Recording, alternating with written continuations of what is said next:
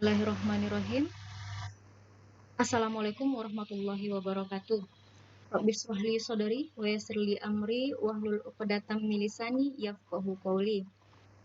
Alhamdulillahirabbil alamin. Puji syukur kita ucapkan kehadirat Allah Subhanahu wa taala karena dengan izin Allah lah kita bisa bertemu dalam perkuliahan kali ini. Salat beriringan salam kita sampaikan kepada Nabi Muhammad sallallahu alaihi wasallam. Allahumma sholli ala Muhammad wa ala ali Muhammad. Baiklah, dalam pertemuan kali ini kita akan membahas tentang pendidikan jasmani adaptif serta jenis-jenis dan karakteristik anak berkebutuhan khusus.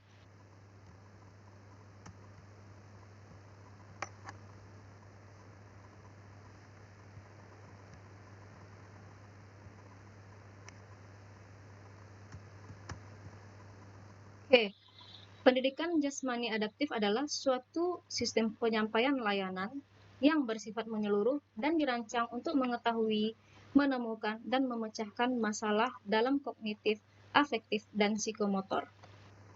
Kemudian menurut Hosni, pendidikan jasmani adaptif adalah pembelajaran biasa yang dimodifikasi dan dirancang sedemikian rupa sehingga dapat dipelajari dan dilaksanakan memenuhi kebutuhan pendidikan anak luar biasa atau anak berkebutuhan khusus. Jadi di sini pendidikan jasmani adaptif memberikan peran yang sangat penting sehingga anak berkebutuhan khusus tetap bisa merasakan bagaimana pendidikan jasmani seperti yang dirasakan oleh anak-anak seperti biasanya, namun dengan perlakuan khusus yaitu dengan memodifikasi dan merancang sedemikian rupa materi atau pembelajaran yang akan diberikan. Selanjutnya, tujuan pendidikan jasmani bagi anak berkebutuhan khusus adalah untuk menolong siswa dapat mengkoreksi yang dapat diperbaiki, kemudian membantu siswa untuk melindungi diri sendiri dari kondisi apapun yang memperburuk keadaannya melalui pendidikan jasmani tertentu. Kemudian, menolong siswa memahami keterbatasan, membantu penyesuaian sosial, dan mengembangkan diri dan mengembangkan perasaan harga diri. Faktor penyebab dari anak berkebutuhan khusus ini sudah dijelaskan pada pertemuan lalu, yaitu dari faktor keturunan, kemudian sebelum lahir, setelah itu saat kelahiran, kemudian setelah dari anak lahir. Adapun jenis-jenis dari anak berkebutuhan khusus di sini yaitu tunanetra, tunarungu, tunagrahita, tunalaras, tunadaksa, dan autistik. Bisa kita lihat di sini, tunanetra adalah mereka yang penglihatannya menghambat untuk memfungsikan dirinya dalam pendidikan tanpa menggunakan material khusus, latihan khusus, atau bantuan khusus lainnya secara khusus. Ini menurut Hosni. Selanjutnya, tunanetra dapat kita kenali berdasarkan ciri-cirinya. Ini menurut Mujito, yaitu tidak dapat melihat, kemudian tidak dapat mengenali orang pada jarak 6 meter, kemudian kerusakan nyata pada kedua bola mata, kemudian sering meraba-raba atau tersandung pada saat berjalan, kemudian mengalami kesulitan mengambil benda kecil di dekatnya.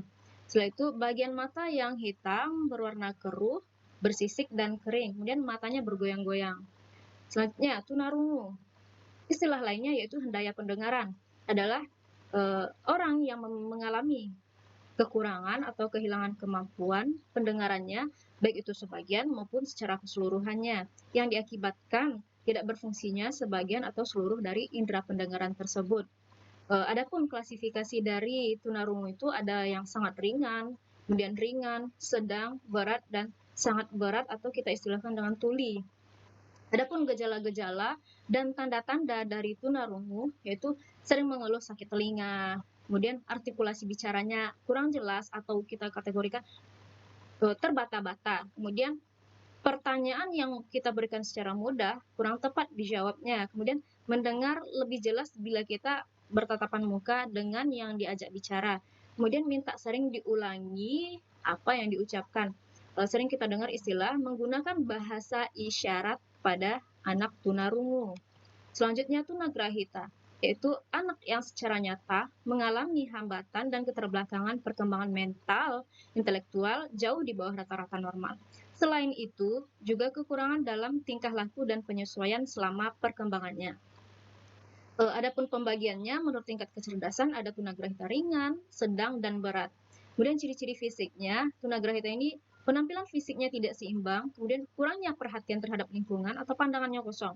Kemudian koordinasi gerakan kurang, setelah itu sering keluar air ludah dari mulutnya. Kemudian tuna laras. Tuna laras di sini yaitu individu yang mengalami hambatan dalam mengendalikan emosi dan kontrol sosial. Individu tuna laras biasanya menunjukkan perilaku menyimpang yang tidak sesuai dengan norma dan aturan yang berlaku di sekitarnya. Tuna laras dapat disebabkan karena faktor internal maupun faktor eksternal, pengaruh dari lingkungan sekitarnya. Jadi, faktor tersebut bisa membuat anak tuna laras bisa menjadi tambah parah tuna larasnya atau bisa diredam tuna larasnya. Jadi tugas kita sebagai guru di sini adalah memberikan arahan kepada anak tuna laras dengan cara yang tertentu juga. Kemudian klasifikasi dari anak tuna laras yaitu anak yang mengalami kesulitan dalam menyesuaikan diri dengan lingkungan sosial, kemudian anak yang mengalami gangguan emosi. Selanjutnya tuna daksa. Tuna daksa adalah individu yang memiliki gangguan gerak yang disebabkan oleh kelainan neuromuskular dan struktur tulang yang bersifat bawaan, sakit atau akibat kecelakaan, termasuk cerebral palsy, amputasi, polio, dan lumpuh. Dan adapun tingkatan dari gangguan tuna daksa ini ada yang ringan, sedang, dan berat. Selanjutnya autisme. Autisme adalah gangguan mental yang muncul pada balita yang kemudian dicirikan oleh mental yang hanya sibuk dengan diri sendiri dan tidak adanya kemampuan untuk membentuk hubungan sosial, perilaku yang berulang-ulang, dan buruknya fungsi dalam berbahasa. Jadi kemudian beberapa atau keseluruhan karakter tersebut kita amati dari anak autisme yaitu hambatan dalam komunikasi, misalnya berbicara dan memahami bahasa. Kemudian kesulitan dalam berhubungan dengan orang lain atau objek sekitarnya, serta menghubungkan peristiwa-peristiwa yang terjadi. Jadi mereka bisa kita kategorikan di sini acuh tak acuh. Kemudian bermain dengan mainan atau benda-benda yang lain secara tidak wajar. Kemudian sulit menerima perubahan pada rutinitas dan lingkungan yang dikenalinya. Kemudian gerakan tubuh yang berulang-ulang atau ada pola-pola perilaku yang tertentu. Jadi itulah jenis-jenis dari karakteristik anak berkebutuhan khusus yang mana jikalau kita besok temukan pada sekolah luar biasa, kalau seandainya saudara mengajar di sekolah luar biasa atau bertemu di lingkungan sekitar, maka saudara sudah dapat mengenali dari karakteristik anak-anak tersebut.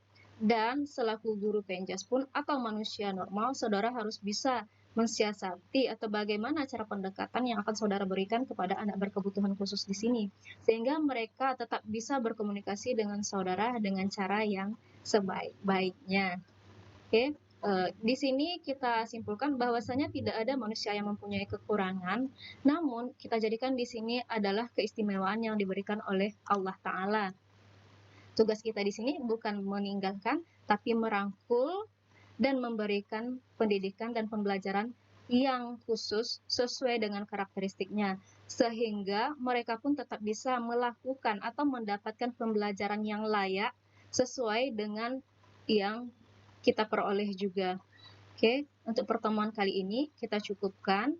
Mohon maaf atas segala kekurangan. Terima kasih atas kerjasamanya. Zikrullah. Assalamualaikum warahmatullahi wabarakatuh.